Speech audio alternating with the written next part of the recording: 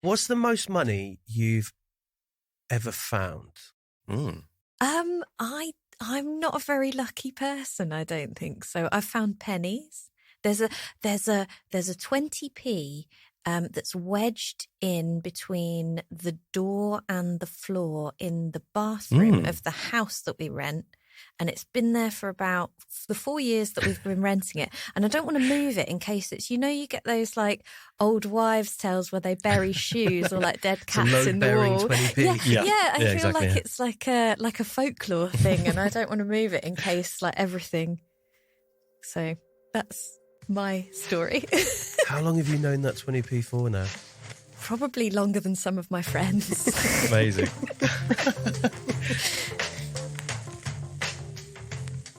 Hello, everybody. Chris, I don't know about you. I feel like we are saying everybody now. We've had so many people messaging and sending in. This is Write Club Open Mic, a podcast all about new writing. Hopefully, your writing. We're hoping that over the course of this podcast series, you might feel inspired to write something yourself and send it through to us.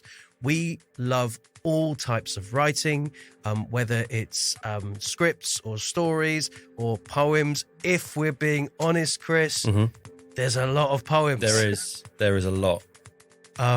Which we love, and today is no exception. Lots of poems, which is fantastic. But also, if you are listening to this podcast series, let's start this out by saying, if you write something that's not poetry, we want to hear that as well. Like, as the series progresses, we are going to really try and give time to longer forms of writing as well. But we are celebrating new writing. We've had loads of submissions, haven't we, Chris? We have. Honestly, it's loads and loads. It's the most we've had, and in fact, it's taken a full day to go through everything. So thank you, everyone that sent your work through. And today, Chris, the theme is... Show me the money. That sounds quite aggressive, but I mean, if you want to show me the money, that would be cool. Yeah, I think we're both very keen on anyone showing us a bit of money as freelancers. In the studio with us today, we have got the incredible Leanne Moden. Hey. Hello. Hey, Leanne. And we've just been hearing about Leanne's relationship with money, particularly 20 pence a piece. Leanne, you're also a freelance artist. I am. Yes, that's right. I'm very at the beginning of my freelance career, so that's really exciting. How long ago did you become a freelancer? Full-time freelance, it's been 18 months, so it's I'm really still quite new to it. But I've been doing odds and sods and bits and pieces since about 2012. So like working my way up by like tiny degrees to doing it full-time. So, awesome. Yeah. Money's a funny thing in the arts. And I think the reason we wanted to make this episode is because often I think money is something that we feel we shouldn't openly talk about. However, I guess it's a very important part of your life if you're a professional writer, but also if you're not, if you're starting out, or if it's something that you're maybe paid as a one-off for some piece of work, that can be quite a memorable moment. I remember the first time I got paid for a performance at an open mic. I think I got paid £30, and I think it cost me about £40 to get to the gig. Wicked. Yeah, classic. So it didn't really cover the travel costs, but it felt like it meant something in a funny way. How are you finding the money side of being an artist now? Yeah, it's the hardest part for me, I think. Because, being a poet, you'll know this as well. We're not necessarily business-minded people. So that's always tricky.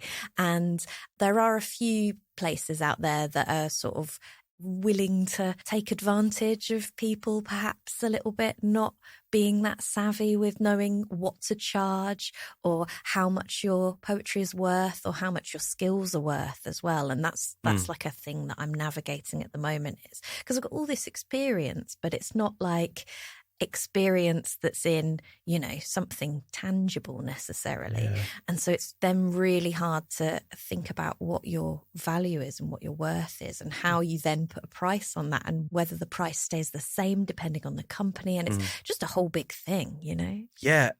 I think we have this view of poets particularly as almost being like these old wizards or magical, mythical creatures that exist outside of capitalism in some way.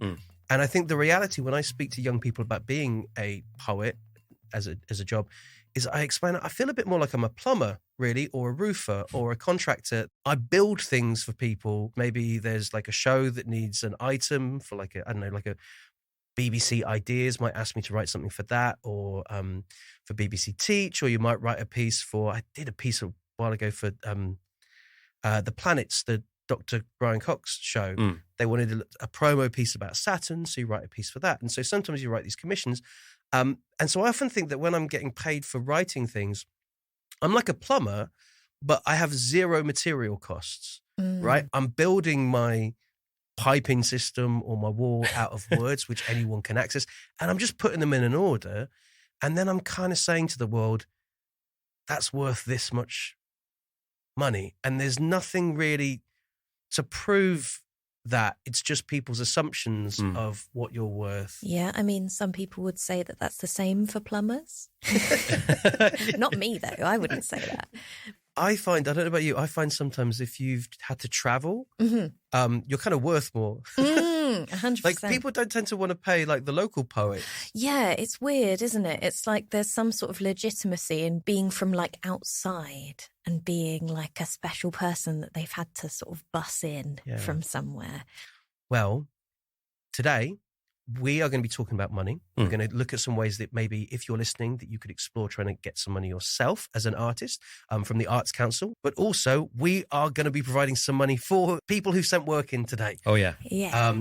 One piece that's submitted about this theme of Show Me the Money will win £150. Yeah. Ooh. I know. We're a funding body. Yes, we are. Oh, no. Oh, already it feels stressful. We have had so many submissions, and maybe it's because the podcast is growing. Maybe it's because there is some money on the line. But we've shortlisted down to 9 audio pieces today, and we're going to play through those audio pieces for you guys. And then at the end, we will make the call for who gets the 150. And we will also read out one text piece that's been sent that will win £50. Oh, yes. So we are showing the money today. Yeah. Is it bad that I sent 9 pieces of work in for this? That would be amazing. If you did, Chris, you've done some phenomenal work on your accents because you sound like you're from all sorts of different places around the UK. Okay. So before we get stuck in, we are going to listen to a member of the online Write Club team, Sandy Wardrop. Sandy has been joining up with the online Write Club group for a while now, and he has got a special piece to share with you before we get into the grubby stuff of who wins the money. My name is Sandy Wardrop. I am a neurodivergent poet with ADHD, which means that my brain works differently from most people's. And I like to write stuff that scratches an itch in my brain. Sometimes that itch gets scratched. And then sometimes once it's been scratched, the itch moves a bit. And so one of the first poems that I wrote when I started taking myself, in air quotes, seriously, was I really wanted to mimic that feeling that I get listening to a really cool drummer, like either a metal drummer or a jazz drummer where everything's going and just like it feels like the guy's like going at 100 miles a minute and like building up to something massive that's going to be like an explosion. But one of the big things that was in my way when I wanted to create this sound was I don't play the drums.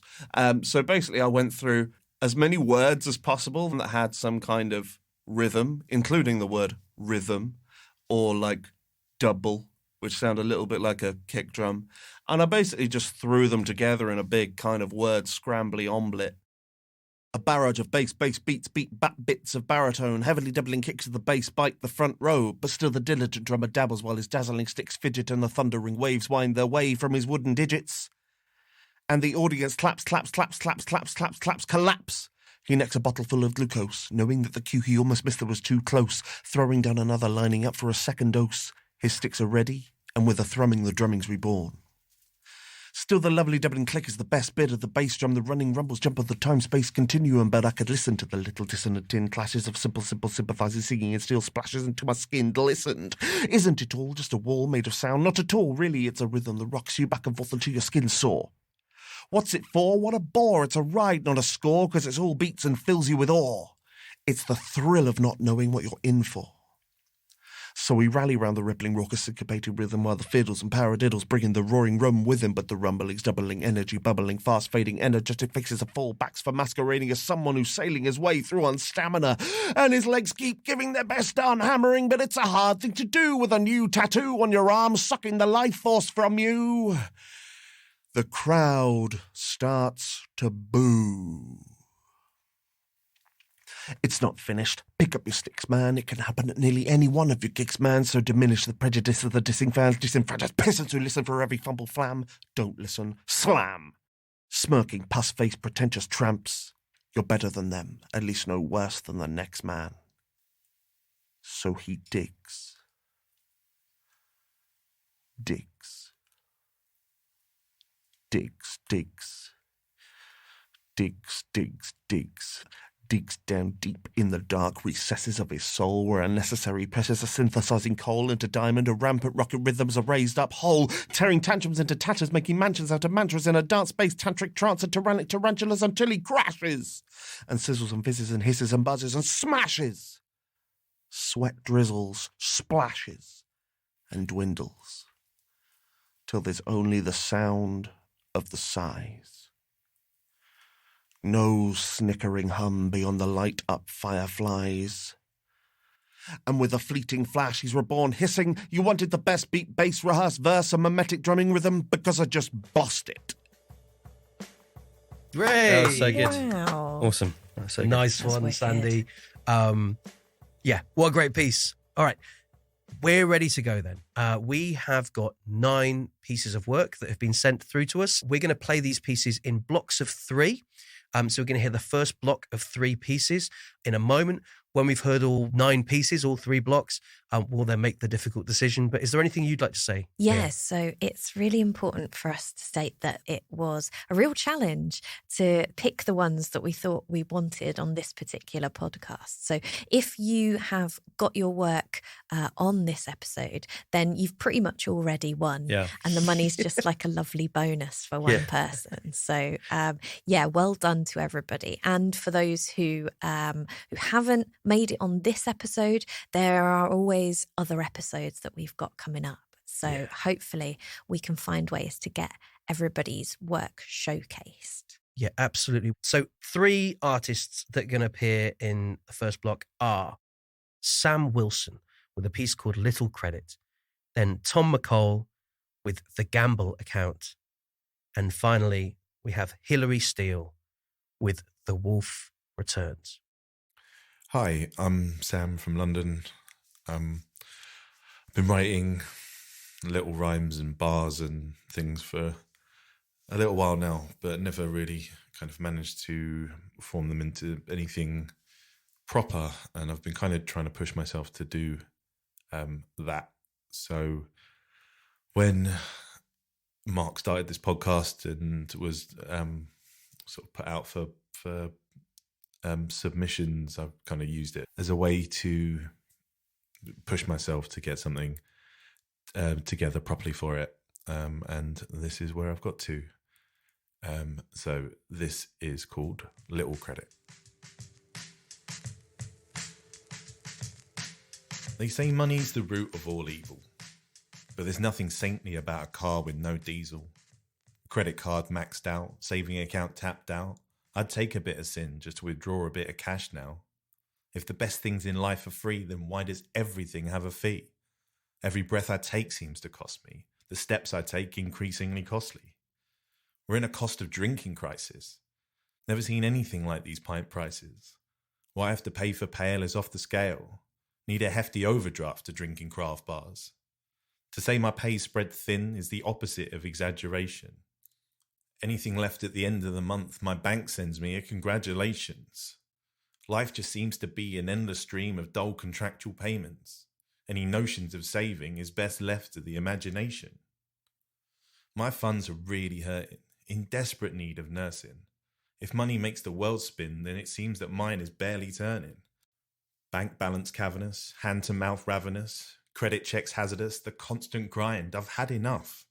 And I'm one of the luckier ones, while the decisions of some fat cats are leaving the whole country in a slump. I'm terrified of what's to come. Hard work always comes undone. Struggle comes in lump sums. And I'm just trying to build a future for my son. We're not asking for a lot. A slice of cheese, not the whole block. A little splash of cream, not the whole pot. But this is the problem with greed. It makes you closed off. Don't think about what we need. It's just what they want. In moments to reflect, it's when we gain a clear perspective. The whole system's rigged and we toil away just to afford to live. They continue to get rich and use us as leverage. It's time it was corrected. We deserve a little credit.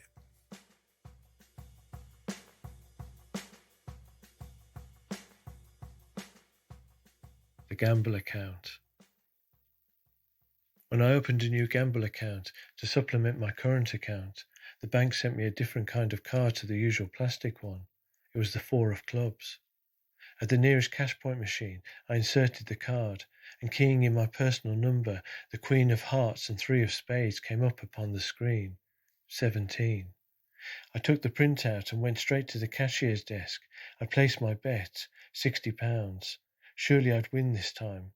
The cashier dealt the cards, the Jack of Diamonds, 2 of Clubs and 6 of Hearts. Damn, 18. Better luck next time, sir, the cashier said, smiling, as I paid in £60 to the non-withdrawable Gamble account.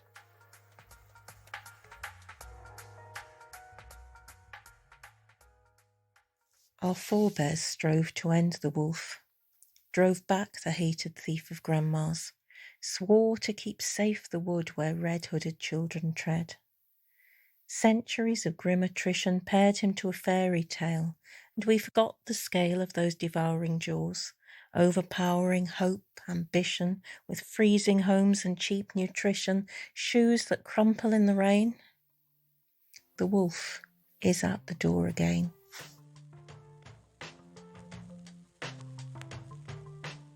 Thank you so much to those 3 writers for those fantastic opening pieces in our little competition, I suppose.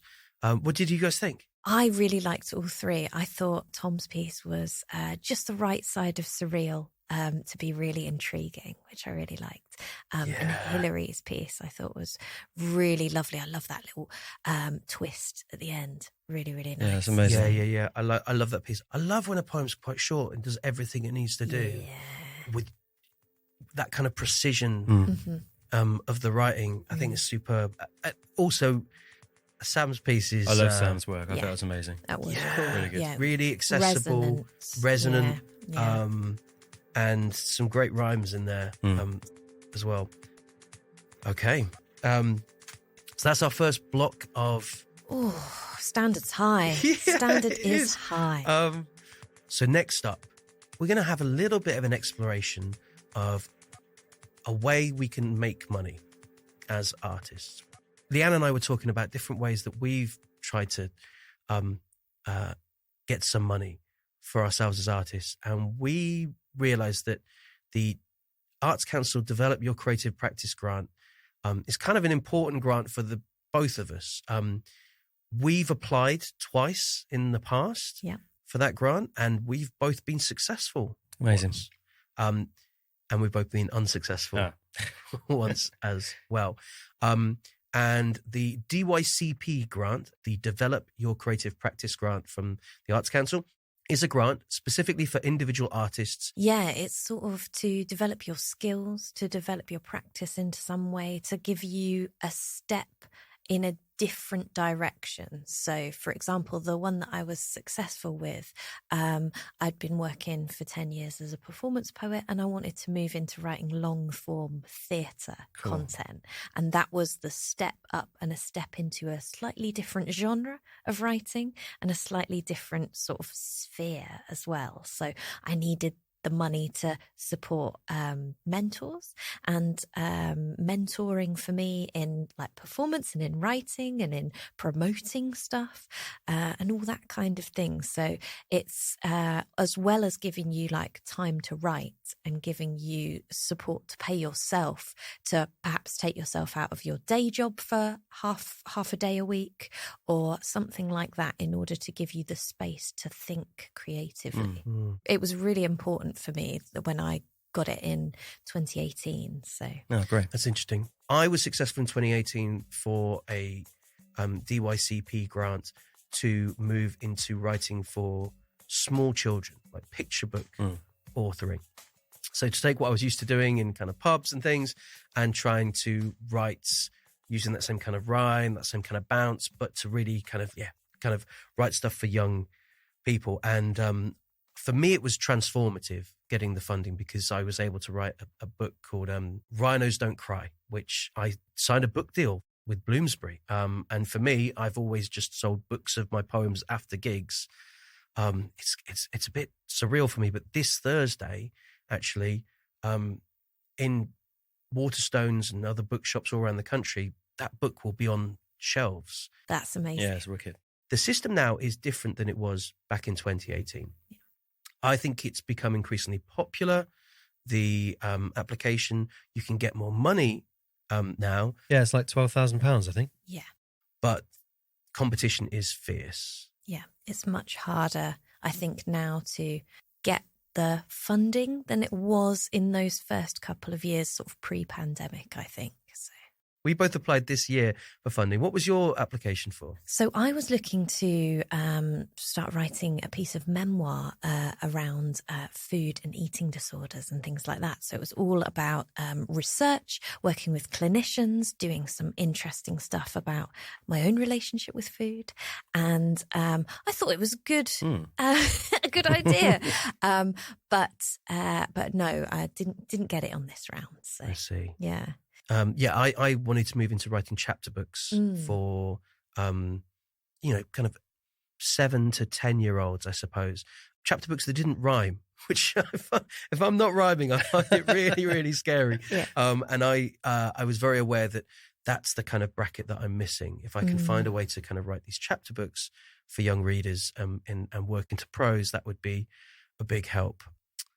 But yeah, we were both unsuccessful. Yeah.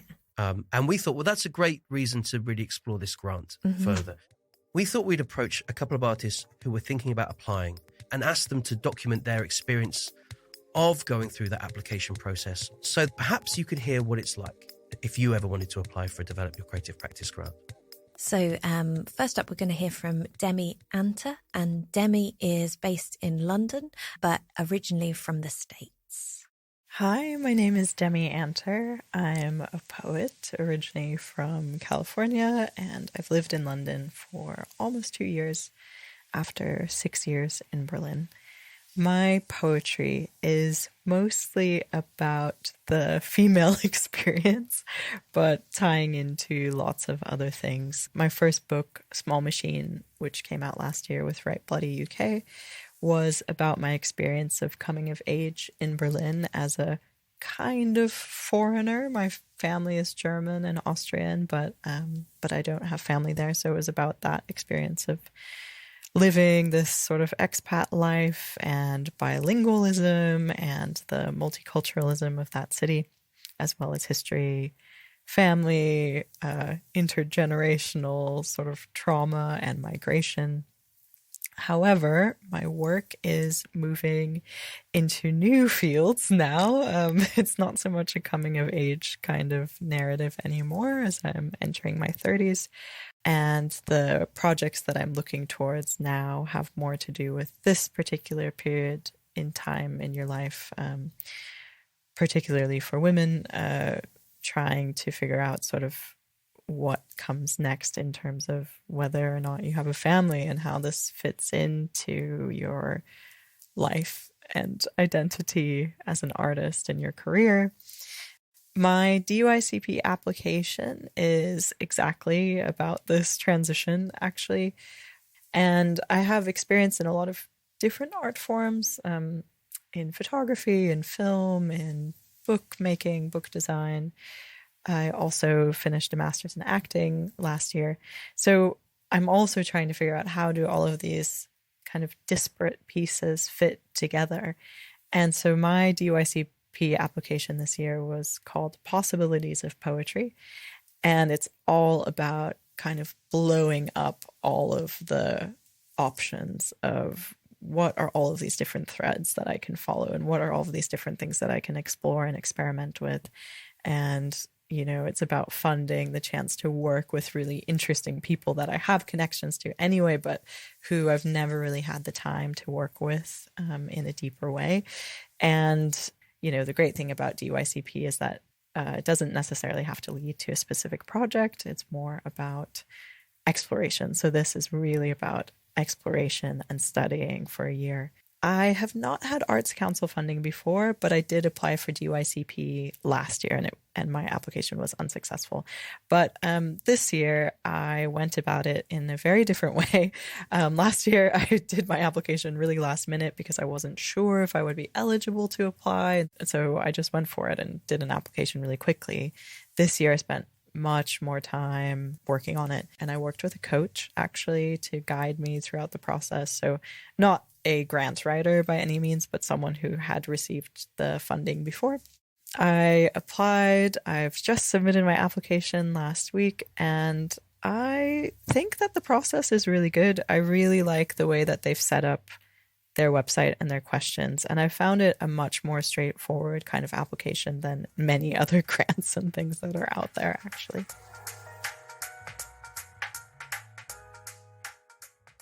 Thank you, Demi. That was really cool. So we've got our next block of 3 submissions now for our contest. So Mark, who have we got up next? We've got James Domestic. Yes. Is that a stage name? Because that's pretty I think cool. it must be. I like it though. It's cool. Love it. So we've got James Domestic with a piece called Buying Time. Then we've got Sarah Dixon, who's been on this podcast before, actually. But this piece is phenomenal. It made it through again, which is Are We Poor? Asks Frank. And then finally, we have got Amber-Page Moss with a piece called Life Isn't Fair. Buying Time. Not having seen you for a decade or 3, I hadn't much thought about how you would be. I guess we all think we're 20, whatever our age. We hold ourselves constant and our past much the same. But at Darren's funeral there was a crossing of paths when you near ran me over in the chapel car park, mashing your own for all you were worth. Then you clocked it was me and your face filled with mirth. James, how you doing? It's been way too long. Glossing over the fact that you'd almost hit me dead on. I wanted dearly to tear you off a strip. You were going too fast and I'm sure you knew it.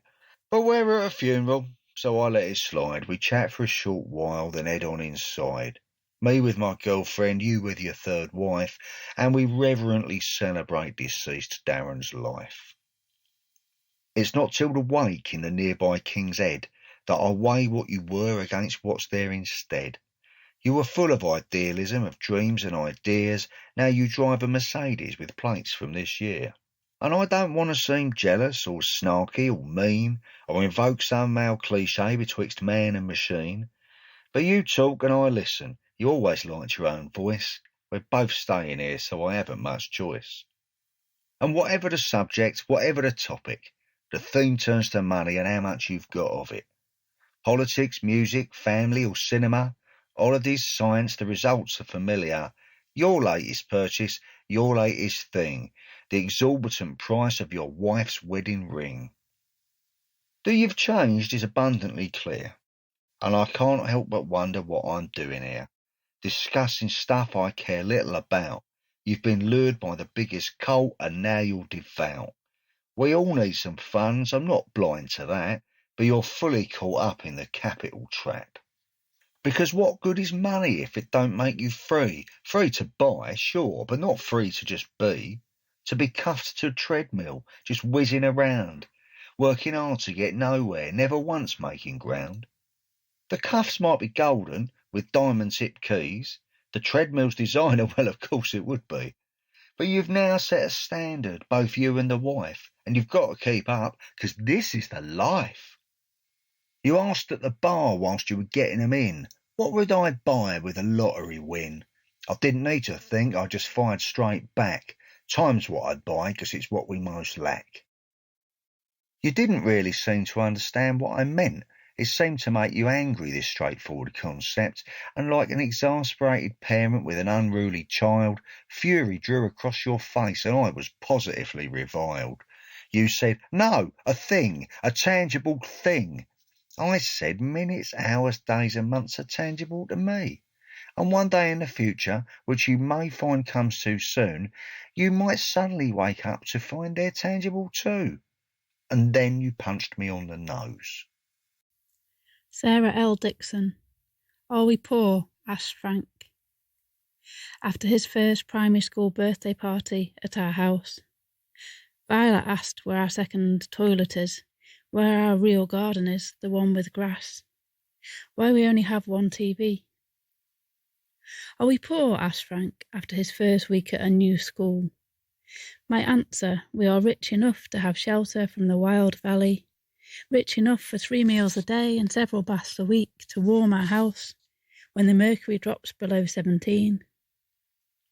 Are we poor? Asked Frank after his first week at high school, pointing out we have no car, have been on one foreign holiday funded by others. Some of our clothes are second-hand. Yes, but look at the bright jars of sea glass we've gathered from Scarborough sunsets and Anglesey bays. Look at the things we can treat ourselves to, the books and the small precious things, the stone-set pendulum you saved up for, 5 beads on a string from a cracker you've loved since you were 2. Look at the hours we spend colouring and watching Moomins together, the way we can make each other laugh. Look at the lines you bring alive with cartoon character, and the words I weave into worlds. You shout at me that he was talking too. Well, I didn't catch him, I say. I caught you. And I know how you'll respond before you do. Watch your lips prepare to form the words, gasping air and out it bursts. But that's not fair. Yeah, well, life isn't fair. When your destiny is determined by how much your parents can spare, by an accident of birth. But they tell you it's down to how hard you can work, how fast you can learn, how much you're worth and what you deserve. Life isn't fair. But that's just a fact. Gender pay gap, 0 hours contracts, the young trapped by disproportionate tax, and in the pandemic, while the public struggled, the artists sacked, the bar staff made redundant, students locked in rooms the size of cupboards, the fortunes of the richest 10 men doubled. Life isn't fair, but no one really cares that they're more likely to be homeless than be a millionaire, that they're faring at the mercy of this economy's priorities, that men who fix machines earn more than women who fix bodies, and the delivery cyclist, risking his life with Saturday nights spent racing through red lights, is crying, look at me, look at what you've made me do, look at what you've brought me to. Life isn't fair, and how long you live it is a lottery. Some get 80 years and others get weeks. Some have no home and others own streets. And the landlords will evict you if you don't keep paying for your flat with no hot water and a roof that lets the rain in. Meanwhile, second homes stand empty, driving up the prices. But when you ask them why there's no more homes, they blame it on the migrants. And the cabinet's on drugs, and the prime minister's a racist. Headlines blare another outrage that the Tories get away with, because it's one rule for us and another for them. And we're fined for flouting laws that they don't follow themselves. And they're telling us to level up, and they're selling off the NHS. And in the cold, the costs are rising, the wages worth less and less. And any attempt to address this blatant illogicality is decried as political correctness gone mad, as token snowflake wokery in this broken democracy. And still they have the audacity to claim that we're all in the same boat, we're all in this together, so keep calm and carry on shivering in the pissing British weather while they're moving the goalposts to widen the gap, rewriting the rules and redrawing the map. And it's about time you realise that. There is no magic to banish the wrongs or reward the right. No Father Christmas who gives gifts to only the nice. That's why you used to read of Mice and Men in year 9. Because you had to learn that the real life Lennies die. That some people commit crimes and other people save lives, and that blame is not a binary. You had to learn to weigh up and challenge and question. But no rich man wants the working classes learning that lesson, so they swapped it for good old British literature to bury you beneath the fence of segregation so painfully subtle. You don't know the grass is greener when you can't see above it. You can't question what you've got without the tax returns of others. So yes, life isn't fair. But I'm not telling you not to complain of it. I'm telling you so that yours can be the generation that changes it. The age that learns to love what is fair and free and just, prepares to pay the price of reason and knows the value of enough. But we'll talk about this more in your detention over lunch. Thank you so much to our 3 writers who submitted work that we featured in that block there, those 3 pieces. We had James with that great story piece. Yeah, that was cool. I really loved the twist at the end as well. It's just excellent. We were all laughing, weren't we? Yeah, I like the tone of delivery as well. Yeah. And it was just really engaging and great message. Fed through some great storytelling. Sarah Dixon, I felt very personal and beautifully written as well. Yeah. Another one that really resonated and I think talks a lot about struggles people are going through right now. And then we finished with Amber-Page, Moss, which that piece was just like coming out swinging, right? Barnstormer. 100%. Yeah. That really kind of like set fire. Some of the foam, I think, is like slightly sizzling. Half my beard is melted off. It's literally just left of wholly unbalanced. Thank you guys so much. So next up, we're going to go back to this Develop Your Creative Practice grant. You've heard from one writer who's gone through that process, but we've also got Anne Atkins, who you will have heard twice perhaps on this podcast so far. Anne Atkins is a part of the online Write Club group, and she, as a member, decided to apply for a Develop Your Creative Practice grant this year as well. Here's how she found it. My name's Anne Atkins. I'm a poet and poetry host from near Coventry in the English Midlands. My writing style's quite varied, but I often use humour to tackle serious subjects such as mental health, grief, ageing, gender stereotyping, sexuality and their impact on everyday life. I've applied for a Developing Your Creative Practice DYCP grant to learn how to write and perform a one-person show, which I would like to tour to small regional theatres and community spaces around the UK. The themes would most likely be centred around ageing, friendship and finding positivity. This is the first time I've applied for Arts Council funding, although I have worked with funded organisations, and I have friends who've applied, some successfully, some not. All of them found the process quite daunting, so I think I let that put me off from applying for a while. However, those who got the grant said the experience and the funding has been invaluable. Before applying, I had to register on Grantium, the Arts Council application platform. Setting up a profile wasn't too difficult and it only needed to be done once, but it took a few days to be verified, so I was glad it was out of the way before applications opened. I was very fortunate to have a friend who'd applied for a similar project. Thanks, Emily. She gave me some useful hints and tips and names of people she'd worked with. There are only 2 main questions on the form. Firstly, talking about yourself, and secondly, about the development you wish to undertake. I started doing my research months before, but still found there was a lot to do when applications opened. I also had to submit a detailed budget and a time plan for how I'd achieve the development, examples of my work and letters of support. Planning how you'll use your time and what you need to spend to do something you haven't done before is tricky. Having an accountability buddy who was applying too really helped when it felt tough and I wanted to quit. Thanks, Faye. It was quite an investment in terms of time and effort putting in the application, but I'm determined not to get too disheartened if I don't get it this time. I know the odds aren't great. Thank you so much, Anne, for that great breakdown of your experiences there. I feel like we've got a pretty good understanding of the Develop Your Creative Practice grant and how to kind of start thinking about applying. If you do want to look at your own grant, heading to Grantium, the website, popping on there, getting used to its eccentricities and making your account is a really good way to start things off. Yeah, we'll put a link in the description. How are you guys doing? All right? Yeah, good. It's informative for me. I mean, this is exposure for something I've never really known about. So yeah, it's really nice to listen to. Are we going to get you doing your own DYCP before the end of the podcast series? Maybe. Yes. Yes. Let's do it. What would be the new branch of artistic work that you'd move into, Chris? Flourish dancing. I knew it was going to be dancing. I did. You can only dance with flourish. That's all right. the premise. I like it. That's pretty cool. Thanks. You haven't seen me dance, Mark. It's not a nice sight.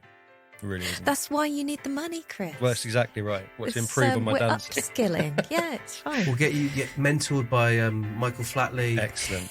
That's a blast from the past. Jeez. Oh, good. You'll be, I don't know if I can. You'll be mentored by Diversify. Wow. Oh, man. Jeez. Bit of Flatley in my ears. I can't wait. Yeah, I think, definitely. Right. Are you looking forward to our final block of competitors for the money today? I'm so excited. So first up in this final block, we have got Rob Harding with a piece called Show Me the Money.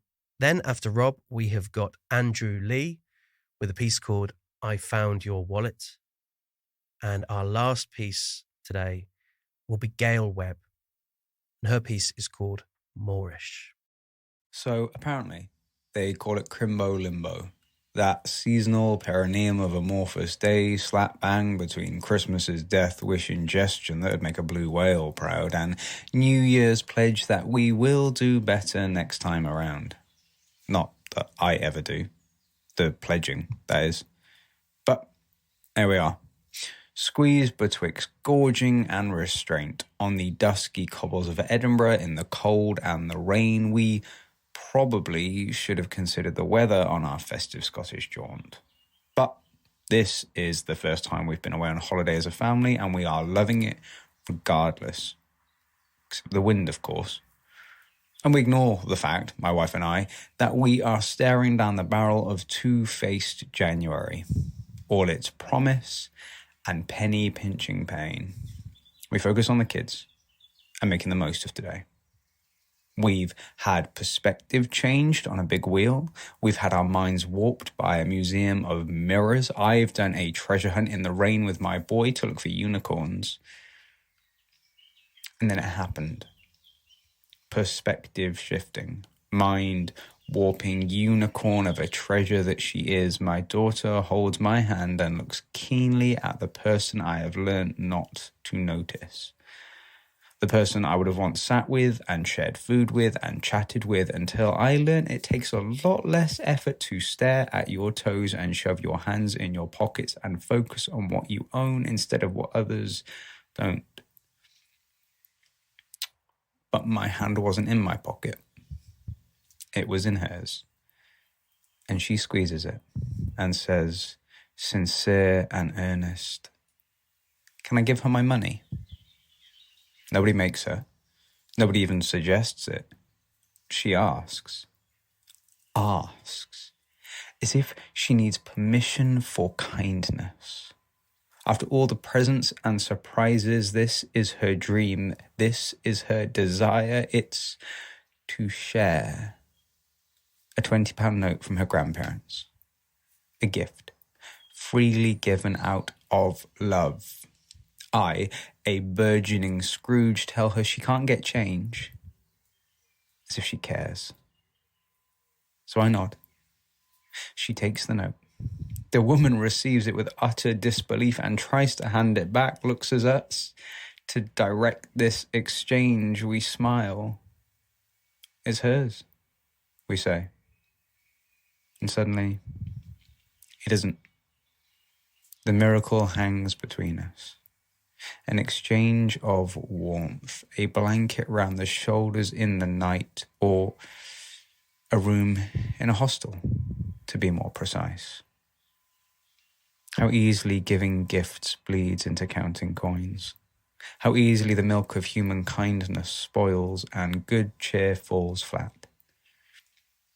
Sometimes it just takes a hand to squeeze yours. So go on. I dare you. Show me the money that'd buy a kid like that. I found your wallet on the back seat of a taxi in a city where I'd been 6 and 36 only. Spray painted down the door, bumper to bumper, money can't buy me love. A nice story at 6, with 60s colours and familiar haircuts. At 36 just, a remembered story of a band my nan would make me listen to because they don't make them like they used to. At 36, I'm in the back seat of a taxi in a city for nothing more than the money. And I found your wallet. The stereotype in my accent had me making eye contact with mirrors and reflections, checking for witness, stretching out the weight of my societal shoulders all nonchalant so as not to interrupt the driver's story about what time he gets off.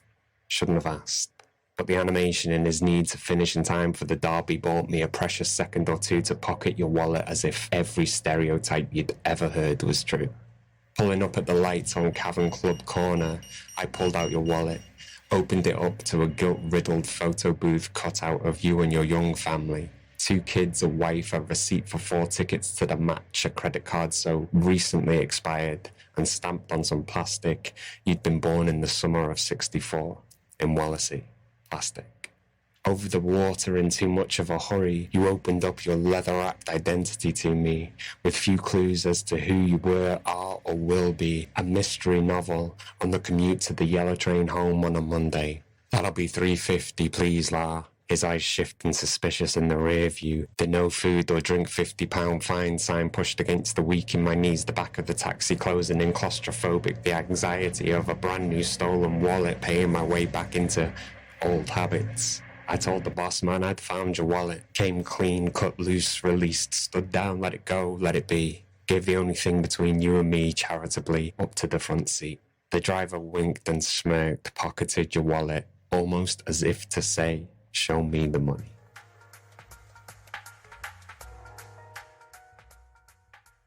Hello everyone, my name is Gail Webb. I'm a poet based in Nottingham, originally from a small mining town in South Wales. I've been writing for about the last 4 years, doing open mics and performances with Gobs Collective and Paper Cranes, and I'm currently creative writing facilitator at Maggie's Cancer Care Centre, Nottingham. I'm loving the Write Club workshops and podcast combo. And I'm going to read you a poem written recently at the lovely Jackie Morrie Grace's workshop. This poem is called Moorish. I am soft, sticky caramel toffee. You want to roll me on your tongue until an overwhelm of love, richness makes you retreat. And I will meld with other beings equally as well. Spread myself thinly on a crunchy base of paper crisp pastry, pistachio sprinkles. Green bites refresh me, and together we understand what it takes for humanity to come together, to complement each other, to raise each other up. I am made for others to experiment with bold brushstrokes, light sparkles, blasts of burnt, crackled sugar, sweet cement of creativity. Confectionery collaborations are built on much more than biscuits sandwiched together. I can top an ice cream, Knickerbocker glory, or underpin any dessert, and you will melt into me. Swim in a salty, sweet river of delights. Wonder, is it worth it? Ready to give everything, to lick your fingers one more time. Thank you so much to those 3 writers for submitting those pieces. What did you guys think? Oh, I really loved them. I really liked Gail's piece. I thought it had lots of lovely sensual senses in it, which I really, really liked. It did feel like a beautiful reflection on the things that are more valuable than money. Chris, you were just saying you really liked the I Found Your Wallet, right? Yeah, it's a great piece. And I really like how you can hear physically the journey that he's on. I just like the fact that it has that within the vibe of the piece, I think, for me. It's got a lovely soundscape running underneath it that really sort of makes the words pop, which is cool. Yeah, it's a great piece. Yeah. Definitely some Chris stroking of the beard at that one, I think.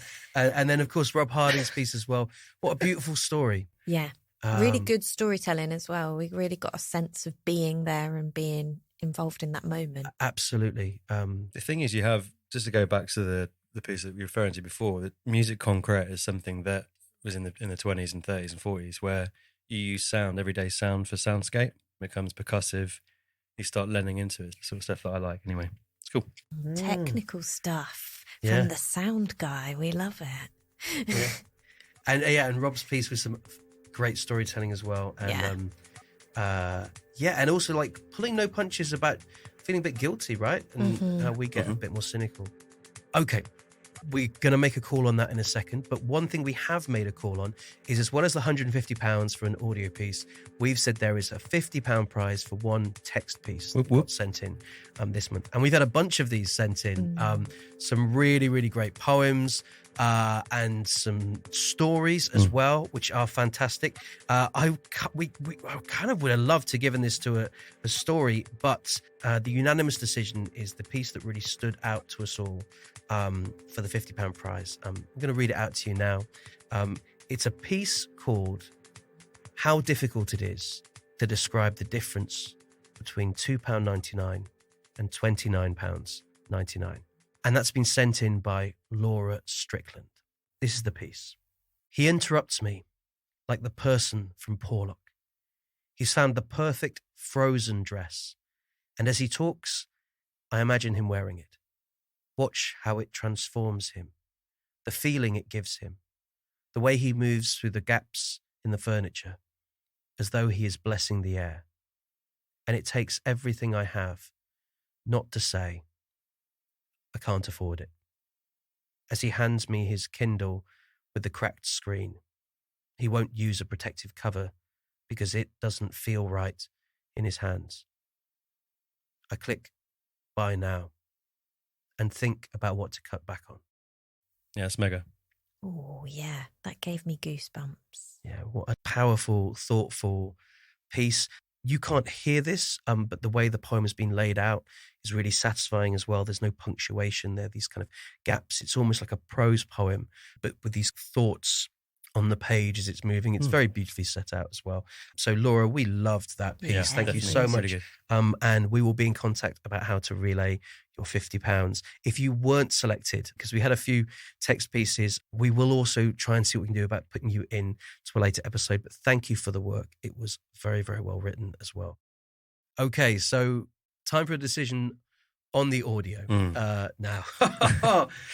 This has been quite... It's hard, right? It's been hard. Yeah, quite difficult. You can't hear this, but we've been sat in the other room going through the pieces, and there's a strong case for each one, and we couldn't agree for quite a while on this.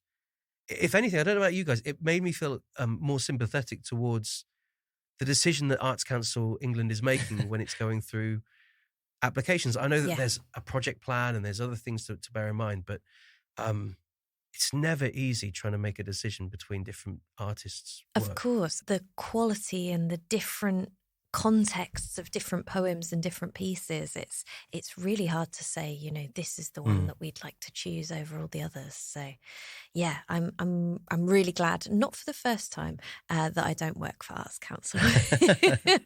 Too difficult. How did you find it, Chris? Yeah, I echo exactly what you just said there. I think it's quite tricky because they're all really, really good. But yeah, we sort of got there in the end, I think, didn't we? Yeah, we went back and forth on a few things, but we are all in agreement that we are happy with the choice. Yep. Okay. The winning piece of the £150 is Life Isn't Fair by Amber-Page Moss. Well done, Amber-Page. Woo! Awesome. Well done. Really good. Guys, do you want to explain why why we went for that piece ultimately? Yeah, so we thought that this piece had like a huge amount of passion to it. It was incredibly well crafted as a piece of spoken word, and it was really well performed as well. There was lovely energy to it as well, and obviously it's quite a political poem. And we thought that regardless of your politics, you could really see that this was a well crafted piece of writing. Yeah, it was tour de force. It was throwing some punches, and it was taking no prisoners at all. And I think we all felt that it was a poem that just could not be ignored. Yeah, I mean, for me, it's just relentless, and I like it because it really does. That's what you want in a poem. Yeah. I just feel that it sort of really echoes a lot of the feelings that I have and friends and family feel exactly the same way at the moment. So it's right on the money for me. It's poignant for sure. Now, that said, ultimately, I hope you can hear that it's just an opinion, right? It's just some people's opinions. And whenever you're applying for funding, if you are getting an unsuccessful response to an application, it's tricky, but I think sometimes we've got to do our best to not take it too personally. And perhaps you feel that somebody else's work really spoke to you, and that you would have given the money to someone different. And certainly we are in no way saying that that's categorically the best piece of them. But yeah, fuck you guys. That's who's winning the money this time around. It always feels like arts council funding is like the main big thing, and it's the one thing that will legitimise your art. But there are so many other, local funds. You can get money from your city council if you look in the right places. There's lots of like weird little funds that have been endowed by folks who've given their estate over to help artists. There's like the Society of Authors if you're a writer. There's all kinds of places. So it's easy to be discouraged when you get an unsuccessful response to a DYCP, but there are other places to go, and there are other ways to get what you want done and get your voice out there. I think if you're successful with one of these grants, you kind of know what you're doing next because you've made the plan, right? Everything's set out and you know what you've got to go and do. But what do you do if you're unsuccessful? And I think that's something that we all could need to kind of like steel ourselves for, because we will be unsuccessful much more than we are successful, I think, with these applications. Our two artists that you've heard from so far with their DYCP grants, just so you know, they got the news this last week, received a no on their applications. Which is tough, right? The truth is probably as artists, we're going to take more no's than we're going to take yeses. And in fact, that first poet you heard on this episode, Sandy Wardrop, with his piece about drumming, he also applied for a Develop Your Creative Practice grant, and he received a no. Here's how he felt afterwards. They said, oh no, unfortunately you've been unsuccessful. And I went, oh, I was really hoping for that money to maybe, well, apart from anything, pay my mortgage for the next 3 months or so. So the answer they gave me was no. Was I still glad to have done it? Was it still worth the sleepless nights, including the final night, staying up all night to finish it off to be perfect? Absolutely. For one thing, it gave me the experience of filling in a funding application, which is something I'd never done, never realised was really something I could do. But yeah, I am in the right place. It is okay to ask for this money to be better. And I am worth funding. And if you're listening to this wondering, maybe you are too. Thanks so much, Sandy. It's tough navigating this world as artists, and money comes and goes. Honestly, I kind of feel like we're tough though. We're cockroaches, us lot, right? As writers, we're used to grafting for little to nothing. But if we can keep dealing with those rejections and pushing ourselves forward, we will get there. Yeah, definitely. It's not necessary. What did you say before? There's no poetry in money. Yes, there's no money in poetry, but there's no poetry in money either. Nice. I'm clicking that one. Yeah, although it would be nice. Yeah, totally. Guys, thank you so much for joining us today. The good news is if you're interested in our next workshop, this series has been fantastic so far. The poet you've just heard, Sandy Wardrop, is delivering a workshop on Wednesday, the 6th of September. It'll be online from 8 p.m. until 9:30 p.m. on Wednesday, the 6th of September. And Sandy's workshop will be really cool and fun and engaging, and it's called Fast Poetry and How to Fake It. Nice. So yeah, if you want to sign up for that, we'll put a link to the event in the Eventbrite. These tickets are really snapping up and selling out, so please jump on one of those quicker if you want to make sure you get a spot. All that's left to say today is thank you so much, Leanne, for joining me and Chris here today. Yeah. Thank you for having me. You are paying me, right? Yes, worth your weight in gold, Leanne. And Chris, I'm mostly paying Chris in denim these days. I was going to say, you are paying me, right? Everyone's getting a little something. And thank you guys so much for listening and for sending your work in and being part of this project, because we're loving working with you on this so far. Our next theme that we're gathering submissions for is Back to the Future. Great Scott. Yes. We got an episode where we're looking forward to the future, and I've got some big news for this episode. This episode that we're putting together, we're looking for work from writers who are under 18. That's right. This episode will be school friendly and will contain writing from young people all around the world as they respond to the theme of Back to the Future. Perhaps you've got a young person in your life who kind of needs something to do over the summer holidays. Any writing from anyone under the age of 18 sent through to us, we will feature on the episode. If you have got any work that you would like to send, feel free to send it to words@writeclubopenmic.com. That's words@writeclubopenmic.com. Thank you guys so much for joining us today. That's been cool. And thanks to everyone that sent work to feature in this episode. This episode of Write Club Open Mic was hosted by me, Mark Grist, and Leanne Moden, who's joined us today. Also, we've got Chris Barn at Backland Studios, without which none of this would be possible.